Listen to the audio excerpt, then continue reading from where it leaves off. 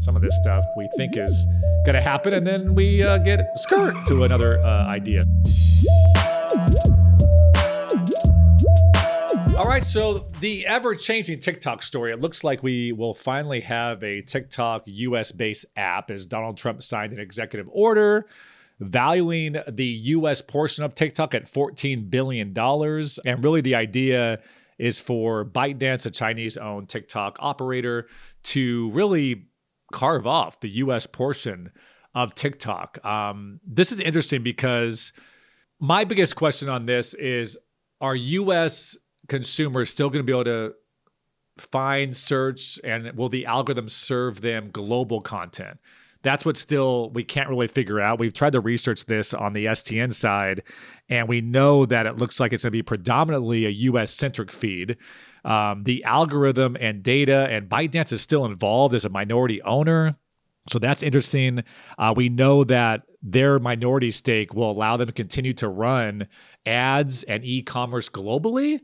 So if they can run ads globally, will that mean that we'll be able to see content globally as well? So here's kind of the latest. I'll kind of break down some of the bullet points that we've gathered just in the different news headlines, knowing that some of this stuff we think is going to happen, and then we get skirt to another idea. So essentially, the US version will have US controlled data, which has really been the case for quite some time now. We know, what was it called? Project Texas and Oracle was storing and controlling all the data while it was going through the Supreme Court and all that. So that's not a huge change here. But the big change in the $14 billion apparatus is really this separate trained overseeing recommendation algorithm, which is going to be strongly pointed to a US-centric feed. And we just don't know what the global crossover will be. The deal framework puts US control over the algorithm, data, and security for the US app.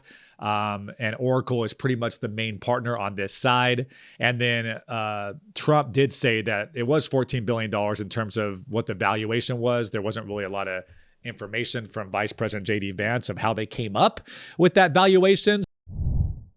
By the way, I forgot to mention, if you're interested in this topic, I did a full op-ed on Sports Business Journal. We're going to link it in the show notes and also on the YouTube description so you can check out, dive deeper on what this change means for sports brands in the United States.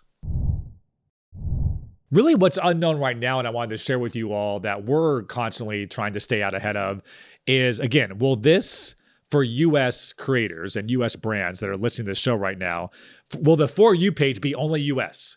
Will you be able to search for restaurants in Dublin? Will you be able to search for bars in London?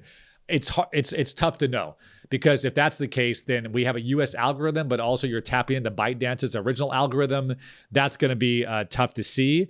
And then just how is cross-posting going to work between US and the different global apps as well? So what I've said from a sports standpoint is the Toronto Raptors, because they are obviously in Canada and not going to be in this US app, are they going to be able to reach a global fan better, easier? Will it make sense for US sports teams and US sports properties to have global, much like you would have a Weibo in China? Do you now need to have a TikTok in London, a TikTok in Brazil to really be able to speak to that audience more authentically? Because something tells me the US algorithm is going to be doing a great job of targeting people globally for an upcoming London game between the Bears and the Packers or what have you. So that's really all we know now. We're staying on top of it.